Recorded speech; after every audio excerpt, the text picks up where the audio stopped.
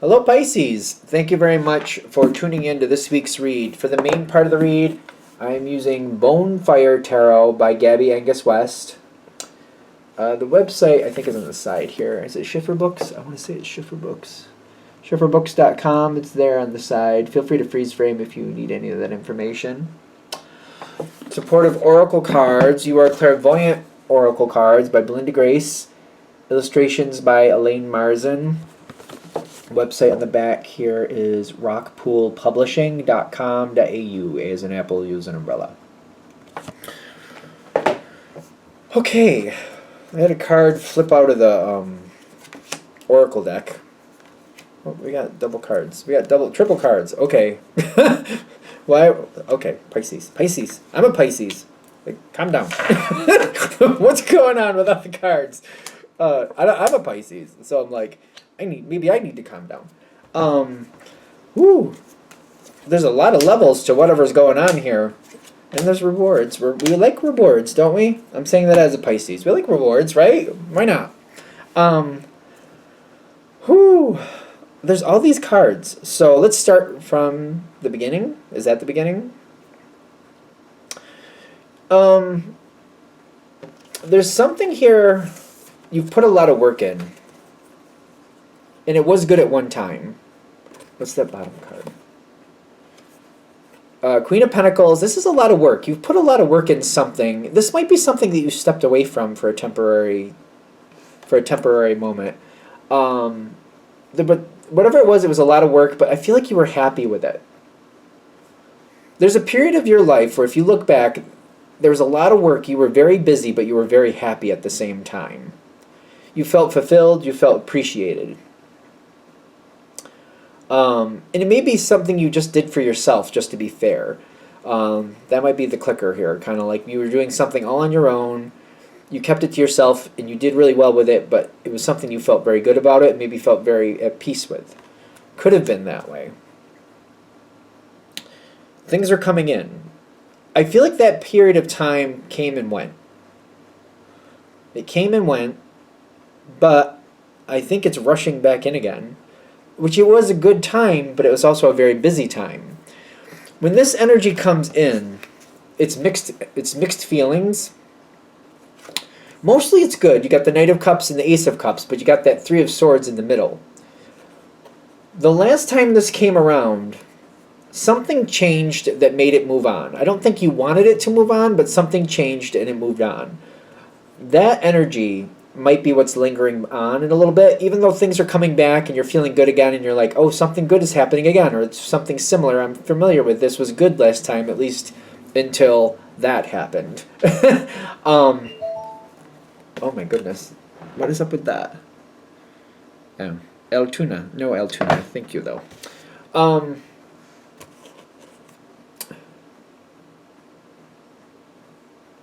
When this came in, something ended that last situation, and I feel like however it ended, it wasn't really, however it ended, you didn't really care for it. It kind of bothered you.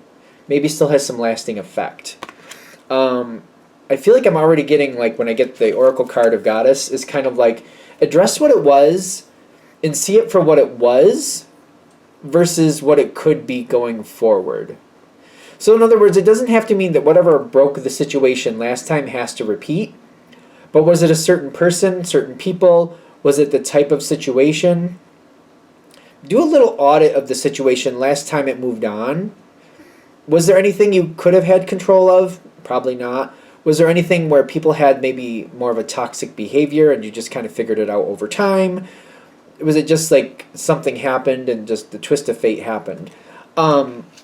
I get like a little bit of self-audit with like the past and kind of like whatever made it move on last time, I don't see that repeating, but I feel like I'm having those feelings like I really want what's coming forward. I'm kind of excited about it, but I'm really nervous too because the way the last time it ended was very painful for you. And what's coming in now is coming in very, very quickly. You've got the Two of Wands and the Eight of Wands. This energy is coming back. It's coming back fast. And you have to make a quick decision to either be a part of it or to not be a part of it. This is something you could pass up if you wanted to. I don't think it's something you really want to pass up, but I'm getting like that knee-jerk reaction of like, oh wait, there was that bad piece. or oh wait, that did have that little twist at that one point, and I'm like, I don't want to repeat that. Because you're going to make a quick decision here. Either be a part of it or don't be a part of it. For a lot of you, I'm hoping this information comes to you before it happens, to where you're kind of like, it sounds nice, but I don't know what this is about yet. Hopefully that's the way this is coming in, because that way if you're thinking to yourself, am I going to give something a chance if it comes in really fast? Is it worth giving something a chance if it comes in really fast? Maybe you have a vague idea of what it could be. But that way when it does come in, you've already made up your mind if you want to try it or don't. Because it's really, whatever it is, you got the Two of Cups coming in, you got the Three of Cups coming in, you got a lot of fire coming in at the same time. Like, it comes in very fast. Whatever it is, it comes in very fast, and it's something you could love and have a really good social connection with. For a lot of you, for most of you, I'd say it's a new social connection. For some of you, it could be a revitalized or like bringing something back that's just kind of been dormant or maybe not very pronounced in your life for a while. The energy is kind of, well, there's a lot of fast cards here. There is a lot of fast energy wanting things to move forward. I feel more of a self-sufficient energy too. You got to remember to take care of yourself in this situation going forward and look out for yourself and make sure that you don't. I feel like it's a Pisces thing. I feel like a lot of us are more likely to be people pleasers than not. I don't think every Pisces is that way. So maybe you're not. So cool, great. But I think a lot of us are people pleasers, and I feel like we have to be aware of what we're doing and why we're doing it. Why do we find this need to be a people pleaser? Because that might be one of the things that kind of sinks the ship over time. Make sure that you keep yourself in check and you don't become a people pleaser, or if you notice yourself doing it, pull it back, bring it down a little bit, wean away from it as much as you can. That's not really going to help you. Going forward, this situation, whatever it is, I feel like it can go a lot better, but part of it is to not be a people pleaser, to try to not, to like, at least at the very least be aware of it and be more conscious of what's happening around you and how people are treating you with that energy. You can train people being a you can train people, if you're too much of a people pleaser, to only want you around when they have a need or they want you to do something for them. You don't want to create that. You want them to like pay you back. It doesn't have to be physical or like you're holding an abacus, like I gave you this, you owe me that. Not like that. But like you want to make sure that like you're not always doing that people pleasing role. Even if it's something you can't help but do, make sure you don't do it all the time.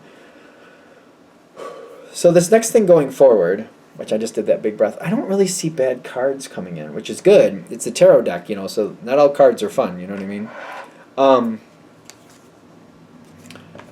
I feel like if you're able to keep this in check, you're going to have more of a connection with this situation. Whatever it is, there's going to be more time for you to step back and reevaluate what's going on. It feels like this is built into this situation going forward. There's more time where you have to decide what to do. There's more time where you have to kind of move yourself forward. You're more regulating yourself. You might have, even though you have a new social connection or a revitalized social connection, you're constantly having time away from that where you can evaluate how things are going and how you're feeling about it. In those moments, those are the moments to not beat yourself up about, but if you're like finding yourself like, oh, I'm doing that people-pleasing thing again, not to beat yourself up about it, but kind of like, all right, next time I'm going to not do that, or I'm going to do this differently, so that's not, I'm not, I'm participating, but I'm not people-pleasing. There's a difference between participating and people-pleasing. And when you can kind of like strike the balance and see the difference, I feel like you can look back and go, oh, yeah, I did it. I was like, they needed something. They wanted coffee. I ran to get it. They wanted somebody to go, help unlock the door. I ran and did that too. Somebody else wanted me to like, straighten up their report so it looked nice, and I did that too. And all these things I didn't really get any credit for. Not that I needed to, but it's like if I just did one of those things, maybe that would have been helping out, but I didn't need to like run and do all three of those things. Maybe I should have kind of held back and see if somebody else was going to move forward and do them, and not just jump forward and just get them done. So I feel like being helpful is like out of the three things I gave as an example, doing one of those three things would have been okay. Doing all three of those things and constantly running to like, oh, you need something, let me do it. Oh, you need something, let me do it. Especially if it's like you have somebody who like, can you take my report and can you make it look better? that's something maybe they should be doing, not that you should be doing. So that's something you should probably say no to. If somebody wants coffee, you'd be like, well, if I'm getting it for myself, I'll get some for you. And then also washing, if they're getting some for themselves, are they getting it for you as well? Like stuff like that. Like striking that balance, kind of seeing how it's going. If once in a great while somebody needs you to run up to the front and open the door, if as long as it's a once in a while thing and people are like acknowledging that you're doing that, not like praising you, but like, oh, every now and then when I need to, I will. Or, I just wanted to acknowledge that, I'm putting myself out there, I'm helping out, it's not my job to open the door for everybody, but once in a great while I don't mind doing it, that type of thing.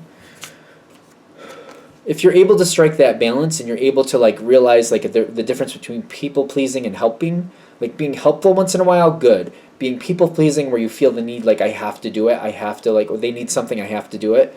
Stepping between the two and seeing which one you're actually doing. If you're able to figure that out and see it and step back, that passion will sustain you through this situation. I keep getting like this, there's something about people pleasing I'm missing, so what am I missing?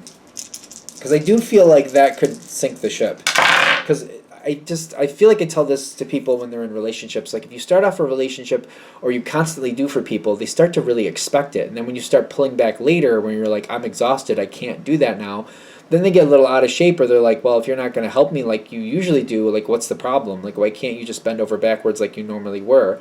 Even if you explain it to them and you talk it out, they still have that rote routine in their head. They still have that, like, they're noticing that you're not doing it anymore, and they're not realizing that they took it for granted.